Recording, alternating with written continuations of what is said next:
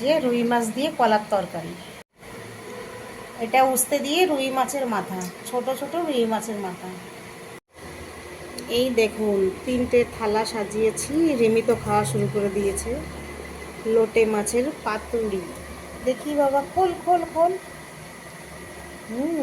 দেখতে তো সেই সুন্দর লাগছে। এই যে মাঠটা আর এই যে আমারটা। খেতে কেমন? খুব ভালো। দেখি মুখে নিয়ে দেখা।